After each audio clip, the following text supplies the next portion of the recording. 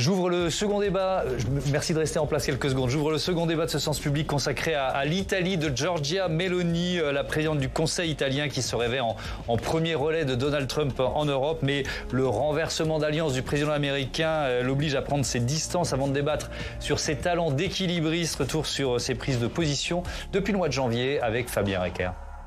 Entre Bernard Arnault et Javier Milei, Giorgia Meloni au premier rang des invités à l'investiture de Donald Trump. La dirigeante italienne assume sa proximité idéologique avec le président américain, comme lors de cette intervention à la CIPAC, grand-messe des conservateurs aux États-Unis. Nous nous sommes égarés en Europe à cause des élites et des médias mainstream qui ont importé les imprudentes théories libérales de la gauche américaine. En pleine crise de la relation transatlantique, Giorgia Meloni prône l'apaisement, appelant à ne pas surenchérir dans la guerre commerciale lancée par Donald Trump.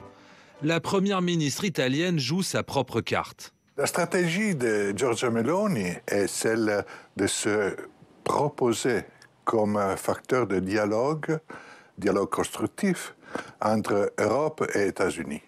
Et exploiter le plus possible ces bonnes relations personnelles d'un côté avec Ursula von der Leyen et de l'autre côté avec le président Donald Trump.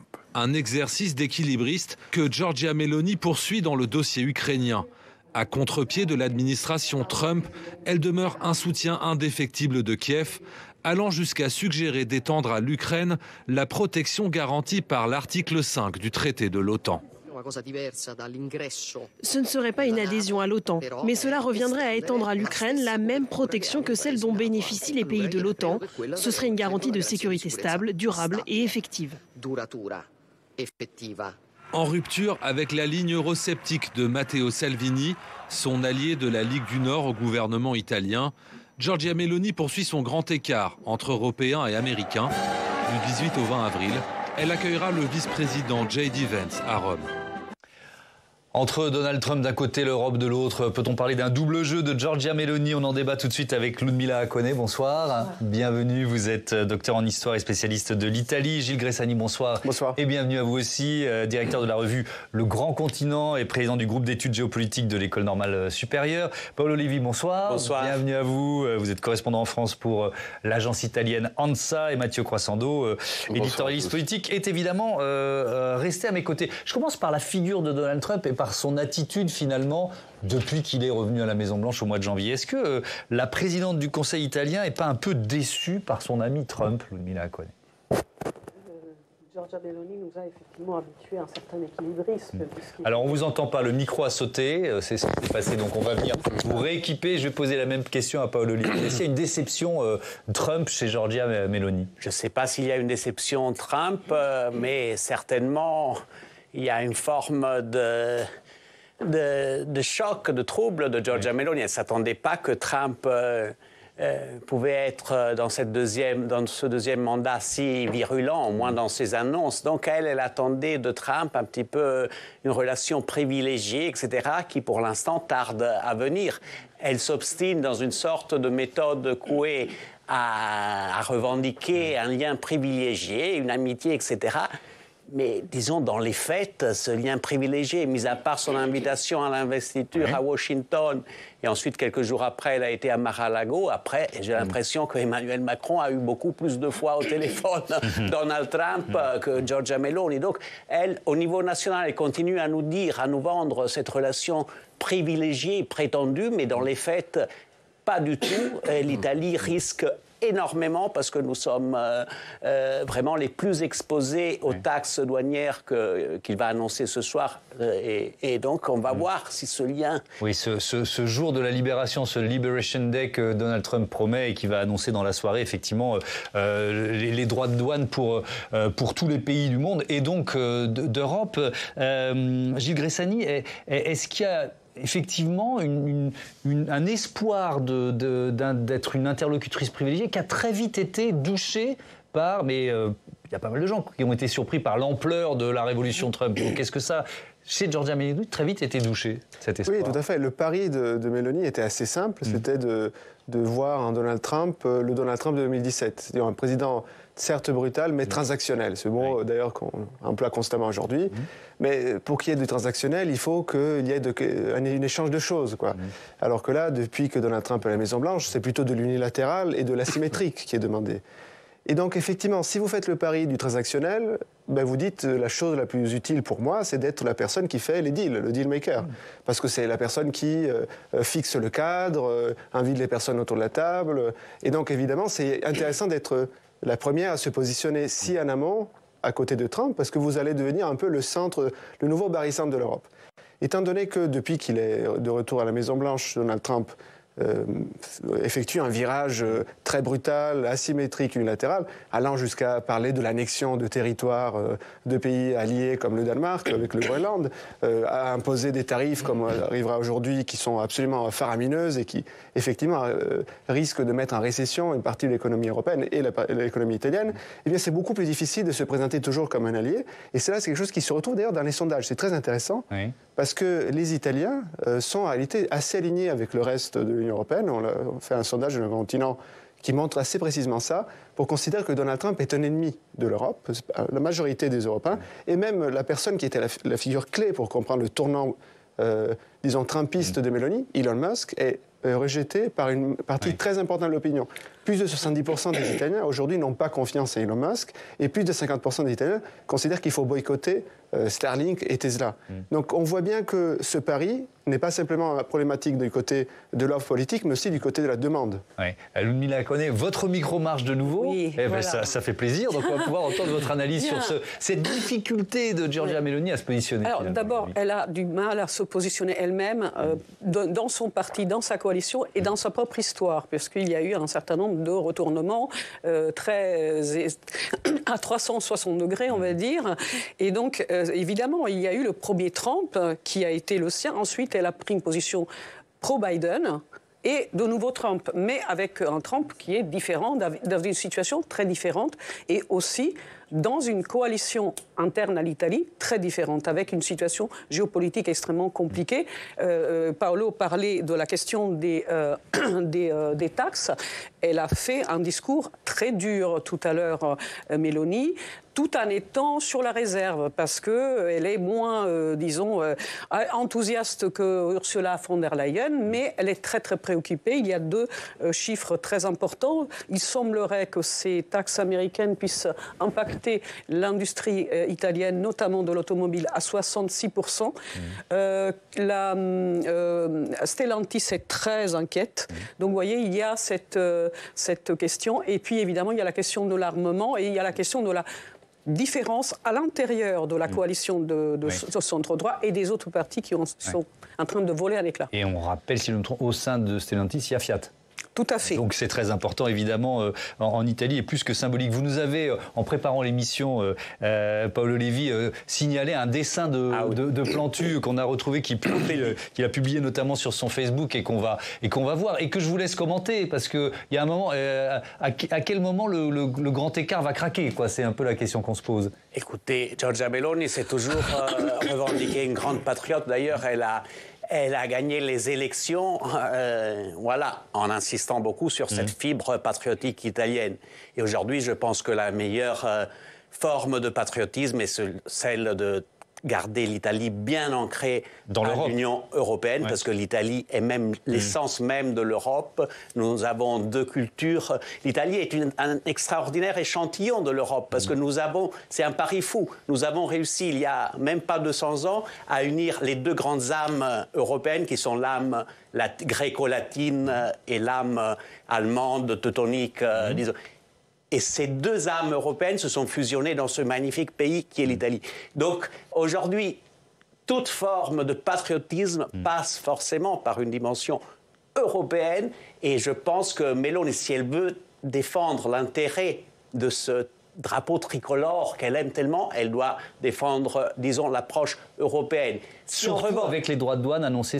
Oui, surtout avec ça. Sinon, si elle veut défendre, en revanche, ses idéaux politiques, sa famille, disons, idéologique, alors elle penche bien évidemment du côté de Trump. Donc je pense qu'elle est en train de vivre une sorte de doute hamlétique. Je défends mon pays ou je défends, disons, ma famille politique. Ouais. Alors justement, la question se pose. Cette famille politique, elle existe aussi au niveau international. Giorgia Meloni qui a un certain nombre de soutiens internationaux et elle figure en bonne place, vous allez l'entendre, dans la liste des amis de Javier Milei, le président argentin. Je ne me sens plus seul car tout au long de cette année, j'ai pu trouver des camarades dans cette lutte pour les idées de la liberté aux quatre coins de la planète. Du merveilleux Elon Musk à la féroce dame italienne, ma chère Giorgia Meloni, de Bukele au Salvador à Orban en Hongrie, de Benjamin Netanyahou en Israël à Donald Trump aux États-Unis. Gilles Gressani, elle se situe où, Meloni, dans cette... Alors, je vais reprendre la terminologie d'Emmanuel Macron dans cette internationale réactionnaire, mais en tout cas, elle est quoi? Elle est proche d'un Viktor Orban, pas tant que ça? Où est-ce qu'on peut la situer, en fait? Je pense qu'il y a un effet politique intéressant pour comprendre Meloni, c'est que on a l'impression que Meloni, c'est Le Pen, c'est une force qui veut disrupter, changer l'ordre institutionnel. En réalité, c'est clairement ça son identité politique, mais dans son action politique concrète, elle est plutôt quelqu'un qui essaye de trouver la stabilité dans une situation extrêmement mouvante. Donc au fond, jouer la carte identitaire, jouer très souvent des éléments qui sont effectivement faits pour enflammer le débat, les guerres culturelles internationales, ce qui fait que Javier Milei, effectivement, la reconnaît comme une des siennes. Mais en réalité, dans les actions concrètes, ce n'est pas du tout une révolutionnaire. Même, on pourrait presque dire le contraire. Elle est arrivée avec, contrairement à tous les grands leaders de l'Italie des 10 dernières années, de Mario Draghi à Matteo Salvini, de Matteo Renzi à Mario Monti, tous très différents, qui sont arrivés à Rome avec l'idée de tout changer et qui, en fait, en très peu de temps, ont perdu le pouvoir et ont été chassés de Rome, ou disons chassés du palais Chigi de la présidente du Conseil. Elle a presque fait l'inverse. Parce qu'elle connaît bien Rome, c'est d'ailleurs une présidente du Conseil romaine, ce qui est relativement exceptionnel dans l'histoire italienne. Au fond, elle a essayé de ne pas promettre un bouleversement, un changement total, parce qu'au fond, son objectif, c'est pas de changer l'Italie à très court terme, mais c'est de garder le pouvoir pour la changer progressivement et lentement. Et pour ça, il faut promettre de la stabilité dans une période, dans une décennie dans laquelle, en fait, les Italiens ont connu le contraire. Elle n'est pas si disruptive ou si révolutionnaire qu'on veut bien, en fait, ou anti-système. Elle n'est pas prête à dépenser un capital politique suffisant pour changer les choses. Intéressant. Pour poursuivre la question de Thomas, idéologiquement, elle est de cette famille. C'est totalement. Il faut rappeler quand même d'où elle vient. Voilà. Et d'ailleurs, elle l'a réaffirmé en participant à la conférence des conservateurs américains. C'était le 22 février dernier. Écoutez-la, sur la ligne finalement du vice-président américain J.D. Vance. Elle intervient en anglais. Je sais que certains d'entre vous peuvent voir l'Europe comme distante ou même perdue. Je vous dis que ce n'est pas le cas. Oui, des erreurs ont été commises. Les priorités ont été mal placées, surtout à cause des classes dirigeantes et des médias traditionnels qui ont importé et répliqué dans tout le continent les théories les plus imprudentes du libéralisme américain de gauche.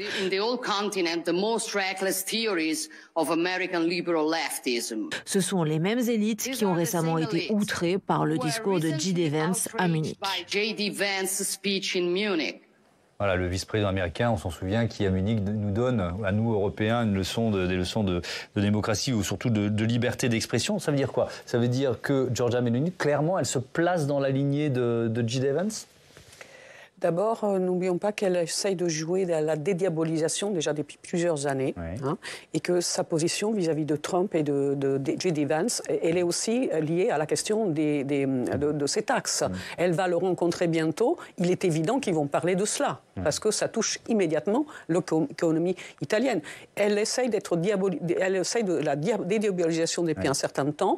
Elle cache ses origines politiques et ses amis, parfois, mais le retour le naturel revient au galop souvent, et de toute façon, elle doit quand même contenter l'électorat italien qui n'est pas très satisfait en ce moment. Oui, mais là, quand elle approuve un vice-président américain qui dit que l'Europe n'est plus la terre de la liberté d'expression.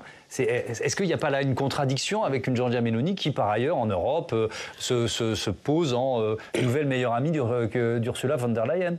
Vous savez, il y a eu, on va dire, un clash monumental à l'Assemblée italienne à la suite de la manifestation du 15 mars. Peut-être nous aurons l'occasion d'en parler, où elle a tenu des propos extrêmement virulents contre le manifesto di Ventotene, qui est le manifesto de Altiero Spinelli pour l'Europe.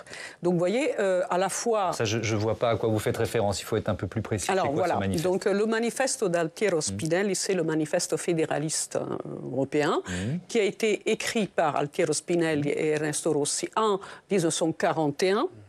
Donc, c'était le moment où ces trois antifascistes étaient au confino, c'est-à-dire sur ces résidences surveillées sous Mussolini.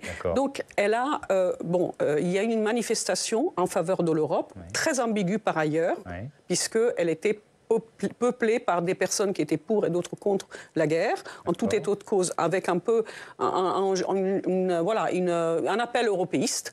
Et Giorgia Meloni est intervenue à l'Assemblée de façon extrêmement virulente contre ce manifeste qui est à la base du fédéralisme européen. Donc j'essaie de bien comprendre, qu'il l'ancre de nouveau dans sa famille ou son positionnement néofasciste. C'est ce qu'elle a finalement exprimé à cette occasion. C'est une affaire assez compliquée, mais il est clair que son attaque de ce manifeste qui doit être historicisé a certainement quelque chose à voir avec ses origines politiques et le fait que c'est un manifeste antifasciste. Paul Olivier, je reviens à la question de l'Europe. Comment peser en Europe tout en soutenant les thèses du plus anti-européen des Américains? Il y a quand même là une contradiction. Tout à fait, tout à fait. Je pense que Giorgia Meloni est vraiment gênée en cette période. Elle est un peu tétanisée. Pendant des semaines, elle ne s'est pas exprimée sur l'international. Elle continue avec cet élément de langage qu'elle a ensuite passé à tous ses ministres et tout le monde depuis 3 mois quasiment répète tous la même chose. Il faut préserver l'unité de l'Occident. OK, on est tous bien d'accord qu'il faut préserver l'unité de l'Occident. Personne ne le met en doute. Mais aujourd'hui, s'il y a quelqu'un qui met en doute justement cette unité de l'Occident, c'est pas l'Europe. C'est plutôt Donald Trump. C'est plutôt à lui qu'il faudrait lui dire, Monsieur Trump, vous êtes en train de casser une alliance qu'on a bâtie ensemble depuis presque un siècle. Et donc, elle met la tête sous le sable. Elle continue à répéter cette phrase que, disons, si on veut réduire les choses sur un plan plus réduit, c'est comme dans une famille où il y a un problème, je ne sais pas, d'une personnalité violente qui cause problème dans une famille. Et il y a typiquement le choix entre ceux qui disent non, mais ne dites rien, sinon on le froisse encore plus et ça risque de péter encore plus. Ou sinon, il faut lui dire les choses. Généralement, ça se passe très mal quand on met la tête sous le sable. Oui. Et donc, je crois que le monde entier se pose cette question vis-à-vis de Trump. Et Meloni, maintenant, je sais que le cardinal de Retz disait on ne sort de l'ambiguïté qu'à son détriment. Mais je pense qu'au bout de 3 mois, Meloni va devoir prendre vraiment un choix clair parce que... Et elle doit surtout, je pense, aujourd'hui... faire aussi confiance à Mario Draghi, au président de la République, Sergio Mattarella, et prendre vraiment, laisser un ancrage fort de l'Italie à l'Europe, parce qu'on n'est pas l'Amérique. Je suis, ne serait-ce que d'un point de vue géographique, nous sommes au cœur de l'Europe. Avec, vous le connaissez tous par cœur, mais je pense que c'est bon de le rappeler quand même, Gilles Gressani, à quel point l'Italie aujourd'hui dépend des fonds européens. Parce que dans l'équation du positionnement de Giorgia Meloni, ça se raconte quand même. Absolument. Oui, c'est clairement ça. Je pense qu'il y a aussi il y a la partie dépendance, mais aussi la partie de ce que peut apporter. Bien sûr. Parce qu'en réalité, je pense qu'il y a un chiffre que moi j'aime bien raconter quand je parle avec mes amis français. L'industrie italienne est la 2e industrie en Europe. Oui. Ce qui signifie, donc les Français sont toujours un peu étonnants de ça, mais c'est le cas. Le nord-est italien, notamment, est un des lieux fondamentaux de l'industrialisation, de la réindustrialisation, et donc ici, évidemment, des questions d'armement, de chaîne de valeur. Donc, il y a aujourd'hui une question qui est stratégique pour le pays, qui consiste à dire, à partir du moment où il y a à nouveau un chancelier allemand qui veut investir, et il veut investir massivement, à partir du moment où, effectivement, un consensus, un barycentre est en train de se redéployer non pas pour la construction d'une Europe qui serait ennemie des États-Unis, mais qui serait peut-être plus autonome, avec effectivement des investissements massifs pour obtenir les ressources de l'autonomie. Est-ce que l'Italie peut se permettre de ne pas rester arrimée à ce phénomène? Et là, au fond, on voit un moment de fragilité pour le leadership de Meloni. Parce qu'en fait, avant, elle avait utilisé Washington et Bruxelles comme deux garde-règles pour trouver de la stabilité. À chaque fois qu'elle perdait un peu pied, elle s'appuyait sur Biden ou s'appuyait sur Ursula von der Leyen pour rejouer la stabilité en interne. Aujourd'hui, on le voit bien, ce n'est plus de garde-règles, c'est de grand écart. Et donc, effectivement, il faut décider quel est le positionnement. Le système italien, le système économique, le système politique, est évidemment plutôt arrimé à l'Europe. Et donc, il s'agit de trouver la manière de faire cette transition. Et... Non, vas-y. Et surtout, je veux dire une chose, l'Italie aujourd'hui pourrait jouer un rôle fondamental dans la construction d'une nouvelle Europe, justement différente de celle des années Merkel, de la rigueur, etc. Parce que nous avons, en 2020, avec la France, vraiment changé de cap en approuvant le plan de relance européen qui, pour la première fois, a introduit une forme de mutualisation de la dette au niveau des 27. C'est quelque chose qu'on n'était jamais parvenu à faire en 70 ans d'histoire de l'intégration européenne, et grâce aussi à Emmanuel Macron. Et aujourd'hui, Meloni pourrait vraiment être le fer de lance avec la France pour réorienter l'Europe dans cette direction-là. Alors, un mot là-dessus, et donc c'est aussi un immense gaspillage d'énergie. On fait un peu de politique italienne, on va expliquer si l'union des droites version Meloni peut inspirer les Français. Allez-y, je pense que son positionnement pose des problèmes à son intérieur et à l'extérieur, c'est ce que nous allons voir. On va rentrer dans le détail sur cette question-là, parce que toute la classe politique italienne est divisée, comme aussi ses partenaires européens. Et je me permets, puisque j'ai fait beaucoup de danse classique, quand on fait grand écart, il faut vraiment chauffer beaucoup son corps, sinon on risque le claquage des adducteurs. Effectivement, c'est bien de le rappeler. Mathieu, cette union des droites de Giorgia Meloni, elle inspire les droites françaises ? Elle en fait rêver plus d'un, même s'ils ne disent pas tous à haute voix, c'est parfois à mots couverts. Ça les fait rêver parce que dans un pays comme la France, qui est aujourd'hui majoritairement à droite sur les thèmes régaliens et en matière de politique économique, eh bien, les partis de droite et d'extrême droite restent marginalisés. Alors, même si la dissolution a rebattu les cartes, les républicains, pour ce qui est de la droite classique, n'ont jamais récupéré le pouvoir d'où ils avaient été chassés en 2012. Ça commence à remonter. Ça fait longtemps, oui. Quant à l'extrême droite, elle ne cesse de progresser, mais elle a toujours échoué pour l'instant à franchir la dernière marche. Le refus des alliances, en fait, entre les uns et les autres, au nom de ce qu'on appelait autrefois le cordon sanitaire, leur interdit encore d'envisager un avenir politique commun. Or, en Italie, l'union de droite n'a plus ce genre de prévention, puisqu'elle rassemble aujourd'hui les composantes de l'extrême droite, à la fois classique, j'allais dire la Ligue de Salvini, allié historique du Rassemblement national en France, Fratelli d'Italia, qui est allié de Reconquête en France, enfin, proche, on va dire, voilà. Et Forza Italia, qui siège aux côtés de LR au Parlement européen, par exemple. Comment ont-ils réussi cette union des droites ? Alors, je parle sous votre contrôle, c'est quand même compliqué, mais d'abord l'Italie n'en est pas à son coup d'essai, puisque cette union des droites, elle date, c'est ça qu'il faut expliquer à nos téléspectateurs français, la première mouture, elle date de 1994, elle s'est poursuivie plusieurs fois depuis. En fait, la seule chose qui a changé, c'est quel parti était au leader, en gros, de cette union des droites. Ça a d'abord été Forza Italia de Silvio Berlusconi, puis ça a été la Ligue, puis c'est aujourd'hui, depuis 2022, Fratelli d'Italia de Giorgia Meloni. C'est donc une vieille affaire.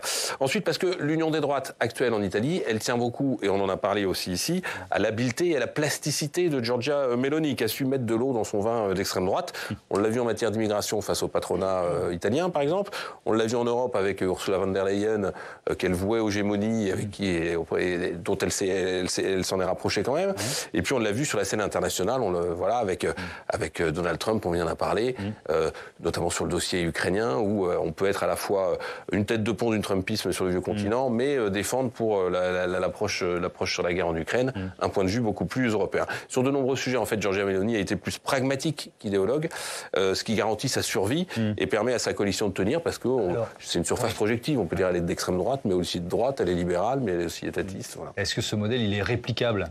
notamment ici? Non, alors pas tout de suite en tout cas, parce qu'en France, l'extrême droite s'est notabilisée, mais pendant que la droite se radicalisait, donc on pourrait se dire il y a un coup à jouer, mais il y a deux choses qui séparent encore, c'est le poids des racines historiques qui pèsent pour la droite qui est post-gaulliste et pour la droite qui est post-Le Peniste, version Jean-Marie Le Pen. C'est ce qui joue aussi en Allemagne, entre l'AfD et la CDU, c'est qu'il y a encore un contentieux historique sur l'attitude, notamment pendant la Seconde Guerre mondiale et le post-nazisme. Et puis il y a une autre chose qui sépare en France, c'est l'aspect économique, trop étatiste pour le Rassemblement national et trop libéral pour les Républicains. Donc pour l'instant, ça ne peut pas les rapprocher. La tentative d'Éric Ciotti, vous savez, de passer de l'une à l'autre, de la droite classique à l'extrême droite cet été, n'a pas convaincu grand monde de le suivre. Et l'autre sujet qui les sépare, c'est la question du leadership, j'en parlais tout à l'heure. Le Rassemblement national, il estime que c'est son tour, parce qu'il n'a jamais accédé au pouvoir et que c'est le plus fort dans les sondages. Les LR, ils considèrent que c'est leur affaire, parce qu'ils sont plus implantés localement, ils ont plus de vie, donc ils disent la droite, c'est nous. Donc aujourd'hui, ce cordon sanitaire, il tient encore, mais pour combien de temps, on verra. Lumina connaît cette coalition de droite que dirige Meloni, elle est solide à quel point? Pas du tout. Non, elle n'est pas solide. Surtout pas en ce moment, puisqu'il y a la question justement des 800 milliards pour le réarmement, et c'est là-dessus que justement sa coalition, comme les autres partis italiens, se sont divisés. Donc, pour dire clairement, le parti Fratelli d'Italia s'est abstenu sur le réarmement. Forza Italia a voté pour, et la Ligue, elle a voté contre. Voilà, donc vous voyez déjà ça. Ensuite, il y a une cassure aussi au sein du Parti démocrate, et puis le Parti des Verts et de gauche et des 5 étoiles ont voté contre. Ouais. Est-ce que c'est aussi une héritière de Berlusconi, finalement? Oui, totalement. En fait, d'ailleurs, je pense que c'est un point qu'il faut vraiment absolument avoir en tête.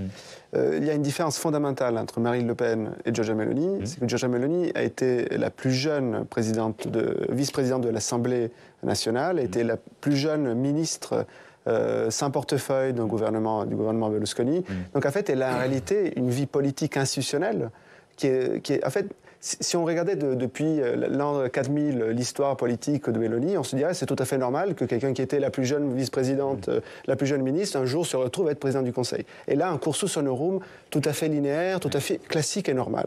Cela, vous l'avez très bien rappelé, parce qu'en réalité, le Berlusconi était à la tête d'une coalition qui portait effectivement en gros, trois partis, un central qui était le Parti populaire, Forza Italia, le parti personnel de Berlusconi, et deux ailes, la Ligue et Alleanza Nazionale, qui était en gros le parti, disons, dans lequel Meloni s'est trouvée depuis le début. Et c'est là qu'il y a une chose qui, à mon avis, est très importante de garder en tête, c'est que Berlusconi offrait une forme de stabilité à cette coalition. Et ce qui a manqué dans les 10 dernières années, c'était un autre barycentre, une autre forme de stabilité. Et Meloni, c'est ça qu'elle a réussi à obtenir, et c'est malgré tout... C'est pour ça que vous le dites, elle est peut-être là pour longtemps. Mais c'est-à-dire, en fait, même chez Berlusconi, même à l'époque de Berlusconi, il y avait des écarts faramineux entre la Ligue et Alleanza Nazionale. L'art politique du président du Conseil en Italie consiste à, au fond, organiser le Parlement pour pouvoir garder le pouvoir le plus longtemps possible. Et en fait... c'est un peu pareil en France aujourd'hui. Mais moi, je le dis toujours, aujourd'hui, la classe politique française parle avec un accent italien de plus en plus inquiétant. Oui. Paolo Levi, finalement, il y a quand même une habileté chez Giorgia Meloni qu'il faut reconnaître. Oui, tout à fait, je pense que... Une habileté politique. Oui, tout à fait. Disons que la première année a été presque un sans faute. Et disons jusqu'aux élections européennes, plus ou moins, ça s'est bien passé. Comme d'ailleurs, ça s'était très bien passé pour Matteo Renzi et pour la coalition de Salvini et du mouvement 5 étoiles en 2018-19. Maintenant, Renzi et la coalition Salvini, mouvement 5 étoiles, donc 2015 et 2019, après les européennes, elles avaient fait vraiment un grand bond et ensuite, ça a été le début de la chute.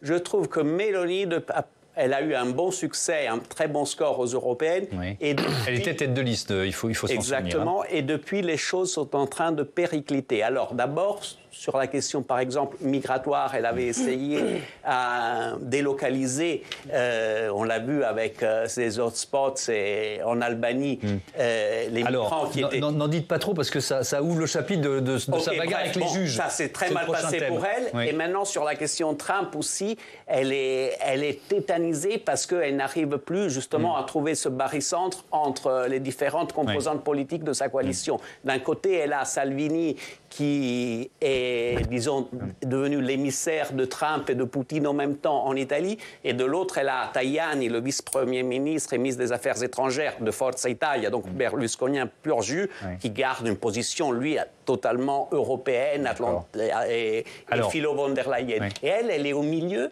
et elle cherche l'équilibre, mais pour l'instant, elle a du mal. Il est de plus en plus difficile à trouver. C'est ce que je comprends de votre argumentation. Vous avez commencé à évoquer effectivement la question des demandeurs d'asile, notamment de l'Albanie qui devait les accueillir. On va en parler tout de suite avec Yann Effelé pour ouvrir un chapitre consacré à la guerre que la présidente du Conseil italien fait à la justice de son pays. Bonsoir Yann. Guerre froide, on pourrait presque maintenant parler d'un conflit ouvert. Pourquoi ? Oui, parce qu'elle reproche à la justice de lui mettre des bâtons dans les roues d'abord pour l'empêcher d'appliquer son programme. Un des points importants, vous venez de l'évoquer, c'était l'externalisation du traitement des demandeurs d'asile. Tout ça devait se passer en Albanie dans des grands préfabriqués.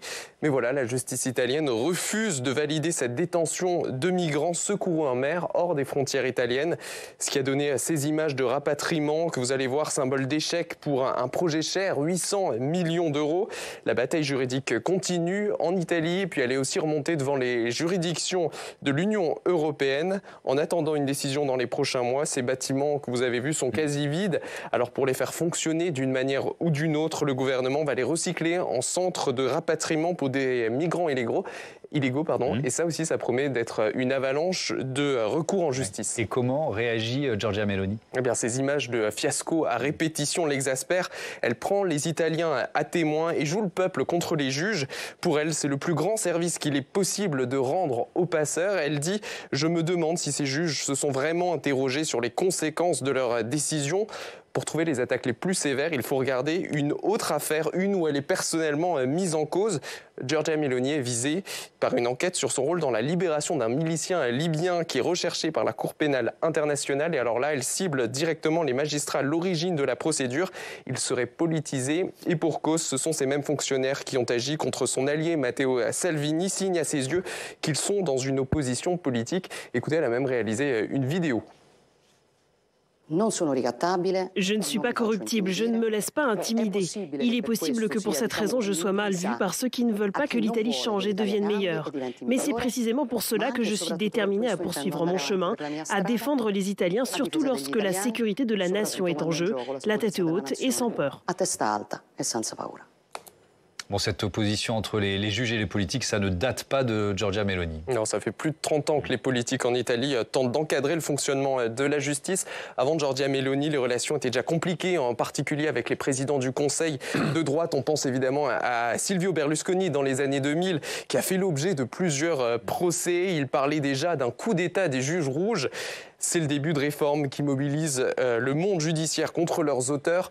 Giorgia Meloni, elle veut aller encore plus loin. Elle entend séparer les carrières des juges et des procureurs qui sont accusés d'une trop grande proximité entre eux au détriment des accusés. La magistrature est contre cette réforme. Merci beaucoup Yann, évidemment, ça nous renvoie au débat qu'on avait en première partie d'émission. Est-ce qu'elle est suivie par son électorat, Ludmila Hakoné, sur ce combat contre la justice ? C'est difficile à savoir parce que ce sont des choses qui concernent la Cour pénale internationale. Les Italiens ne sont pas très touchés par ça en ce moment, ils sont touchés par d'autres choses. Mais sur les questions migratoires peut-être par exemple Oui, sur les questions migratoires, vous avez deux tendances, c'est-à-dire vous avez une Italie qui a une tendance d'accueil, de fraternité, avec aussi des mouvements catholiques qui sont très présents aussi, à gauche aussi. Et puis vous avez une droite, notamment une partie de la population qui voudrait effectivement se débarrasser des immigrés. Mais il y a quand même une fraternité très forte aussi au niveau local, par exemple dans les régions, vis-à-vis des gens, des nouveaux immigrants, mais aussi des anciens immigrants, parce qu'il y a eu des actes de racisme très importants aussi. Et donc ça, il ne faut pas l'oublier. Il y a quand même une question, vous parliez de la stabilité, permettez-moi juste de dire ça. La stabilité, certes, mais est-ce que c'est l'objectif d'une présidente du Conseil ou d'un gouvernement d'être stable, ou est-ce que ce n'est pas de faire le bien de son pays et de défendre les valeurs de la Constitution, parce que ça, c'est un problème sérieux. Il y a quand même 2 articles de la Constitution qui posent problème dans l'application de la politique mélonienne, et j'aimerais, si vous m'en laissez le temps de vous les lire. Alors, si c'est pas trop long, parce qu'un article de Constitution, ça peut prendre du temps. Mais non, c'est pas très long. Allez-y. Voilà. Donc, je crains le pire, quand même. Article 3. Tous les citoyens ont une même dignité sociale et ont égale dignité devant l'État. La République doit éliminer les obstacles d'ordre économique et social qui, en limitant de fait la liberté et l'égalité des citoyens, entravent le plein développement de la personne humaine et de la participation effective de tous les travailleurs à l'organisation politique, économique et sociale du pays. Article 3. Ouais. Et l'article... voilà. L'article on ne va pas avoir le temps, je suis désolé, non, mais je ne vais pas vous laisser parce qu'il nous reste très peu de temps. L'Italie répudie la guerre comme moyen de résolution des controverses internationales. Mais, pourquoi remet-elle en cause, d'après vous, ces articles par sa politique? D'abord parce qu'il faut qu'ils soient appliqués. Et que, en fait, comme disait Enrico Berlinguer, si on veut préparer la paix, il faut faire la paix. Bon, je reviens à la notion de système dont vous parliez tout à l'heure, Gilles Gressani. J'espère avoir bien compris que finalement, ce n'était pas une politique anti-système en Italie, qu'elle cherchait un barycentre, un équilibre et à durer. Est-ce que pour contrôler le système, il faut contrôler la justice? Je reste sur ce thème de la justice. Et est-ce que ça fait partie de sa politique, de ses objectifs? Vous avez raison de rappeler, dans le petit focus de tout à l'heure, qu'il y a eu des tensions très fortes entre Berlusconi et la justice en Italie, et qu'en fait c'est très structurant en fait, de l'espace politique, cette rivalité. Donc on n'est pas du tout dans le cas français, dans lequel, au fond, c'est une relation... On découvre aujourd'hui qu'elle n'est pas si apaisée que ça, mais en fait, on est au début de la vague. Et je pense qu'il y a un point absolument essentiel pour essayer de comprendre la relation entre le système et la politique, et qui est évoqué souvent en Italie, qui est la question de la caste. Les mouvements populistes, les mouvements dégagistes sont beaucoup concentrés sur l'idée qu'il y ait une caste, et dans cette notion, on met ensemble à peu près tout le monde, les privilèges, etc. Et c'est là qu'aujourd'hui, je pense qu'il y a une histoire italienne qui se rejoue en France, parce que, au fond, c'est arrivé à plusieurs reprises que des partis antisystèmes qui ont fait de la lutte contre la caste la matrice pour leur consensus, se sont retrouvés par la suite avec des procès qui les visaient parce qu'eux-mêmes, ils pratiquaient les mêmes types d'habitudes que les partis de la soi-disant caste. Et donc, au fond, il n'y a rien de plus classique qu'un parti anti-caste qui devient la caste. Et il n'y a rien de plus classique non plus que quand cela arrive, on parle en fait de l'état de droit qui ne fonctionne pas ou d'une justice à sens unique. Voilà, ce miroir entre nos deux débats du jour. Très intéressant. Allez, il nous reste 5-6 minutes. Dernier petit chapitre consacré aux relations de Giorgia Meloni avec Elon Musk, la présidente du Conseil. Tiens, elle répondait à une question sur l'engagement politique du propriétaire du réseau social X. Je ne sais pas exactement ce que l'on entend par engagement politique, mais c'est clairement une personne qui a pris position dans la campagne électorale de Donald Trump, tout comme des milliers d'autres se sont engagés dans les campagnes électorales américaines d'un côté ou de l'autre.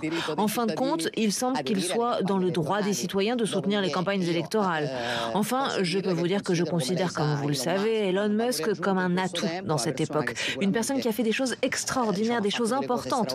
Et je pense qu'il est peut-être un interlocuteur, une personne avec laquelle il est possible d'engager un dialogue. En bref, ça ne la choquait pas que Elon Musk soit venu soutenir l'extrême droite allemande, l'AfD, lors des dernières élections dans ce pays. Pourquoi est-ce qu'elle déroule, Paolo Levi, à ce point le tapis rouge à Elon Musk? C'est quoi? Ce sont les satellites qui l'intéressent? Non, je pense que c'est Elon Musk, la personnalité d'Elon Musk qui la fascine depuis le début de façon spectaculaire.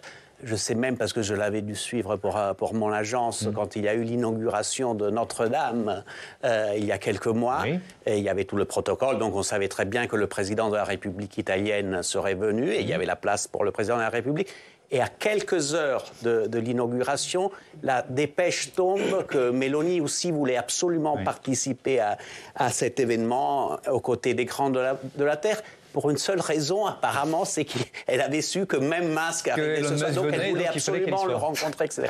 Donc, entre les deux, je ne sais pas s'il y a une histoire d'amour. En tout cas, ils s'admirent réciproquement beaucoup. Le problème, c'est que, et je pense que Meloni est une femme intelligente, elle a compris aussi qu'il y a une vraie question de conflit d'intérêts en tout ça. Il y a un débat très virulent en Italie sur l'hypothèse que les satellites de Starlink fassent des accords avec l'État italien, ce qui serait assez dangereuse, surtout d'un point de vue de la souveraineté de la République italienne.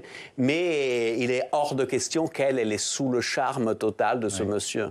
Est-ce qu'elle bénéficie aussi, alors là, faisons de la politique, hein, Ludmilla Connet, de la puissance du réseau social X et de son algorithme? C'est du star system, bien entendu. Et puis, il faut comprendre que Giorgia Meloni n'est peut-être pas trop indisposée par les saluts dits romains de Elon Musk. Oui, effectivement. On lui avait reproché à juste titre ce salut romain ou néo-nazi. Est-ce qu'elle devient plus difficile quand même? Vous avez évoqué l'effet dans l'opinion de la politique de Donald Trump et d'Elon Musk dans l'opinion italienne. Ça devient plus difficile pour Giorgia Meloni d'assumer cette proximité avec Elon Musk? Ça devient beaucoup plus difficile du côté effectivement de la relation avec la population. Oui. Quand on a fait ce sondage dans plusieurs pays, on s'est dit on n'allait pas trouver le même résultat sur Musk, Starlink en Italie que dans les autres grands pays. En réalité, les Italiens sont totalement alignés. Donc c'est assez intéressant de voir que même si effectivement il y a une mise en scène, d'une proximité, la photo qu'on voit en ce moment le montre assez fortement. Il y a très peu de leaders qui sont prêts à se rapprocher autant d'Elon Musk aujourd'hui. Eh bien, même s'il y a ça, les Italiens considèrent à une très grande majorité qu'il ne faut pas faire confiance à Elon Musk, et même ils considèrent qu'il faut boycotter, qu'ils sont prêts à boycotter Starlink ou Tesla. Maintenant, il y a aussi un autre élément essentiel, c'est le Quirinal, donc le président de la République, qui lui, depuis le mois d'octobre, a eu des mots très très durs vis-à-vis d'Elon Musk. Ce qui est assez inédit, assez inusuel dans la communication très maîtrisée du Quirinal du président de la République, qu'il y ait des prises de parole aussi dures vis-à-vis et contre quelqu'un. Donc il avait ciblé Elon Musk, qui avait critiqué l'état de droit et justement les décisions des juges sur la question des migrants d'une manière très forte sur X, en disant l'Italie est un pays souverain et démocratique, et l'état de droit est parfaitement respecté. Et enfin, c'est pas parce que vous le critiquez que vous pouvez faire quoi que ce soit. Et plus récemment aussi, un discours très important prononcé en France d'ailleurs, dans lequel il dénonçait le risque d'une vassalisation heureuse. Donc aujourd'hui, il y a quand même à l'intérieur de l'État italien plusieurs expressions. Et on voit bien qu'effectivement, c'est difficile pour Giorgia Meloni aussi parce que, et c'est assez systématique, quand change le vent à Washington, les personnes qui sont dans le palais Chigi, les présidents du Conseil, c'est un vieux palais romain, en fait, ils peuvent tomber très vite malades parce qu'il y a plein de vent qui passe sous les portes. Ouais, le vent qui vient des États-Unis. C'est vraiment l'expression. Non, mais il peut venir d'ailleurs. Il peut venir d'ailleurs, le vent, mais là, il vient des États-Unis. La relation qu'il y a entre Washington et Rome est particulière et c'est presque assez systématique. D'ailleurs, on ne pouvait pas l'étudier, on n'a pas le temps, mais l'histoire des changements comme ça, de courant à la Maison-Blanche, presque toujours, finissent toujours par jouer un rôle dans la composition du gouvernement ou même, effectivement, dans la chute d'un président du Conseil. Merci beaucoup à tous d'avoir participé à ce débat. Je vous dis à très bientôt sur Public Sénat. Mathieu, je vous laisse les clés pour demain. Vous serez là pour présenter Sens Public à 18h et 22h. Je vous donne donc rendez-vous lundi, mais soyez là demain à 18h. Vous pouvez retrouver nos débats sur publicsénat.fr, évidemment, sur notre plateforme. Nous réécouter également en podcast. Et puis la ministre chargée des luttes contre les discriminations, c'est Aurore Berger, qui sera l'invité d'Oriane Mancini demain dans la matinale de Public Sénat. Je vous souhaite une très belle soirée sur les chaînes parlementaires.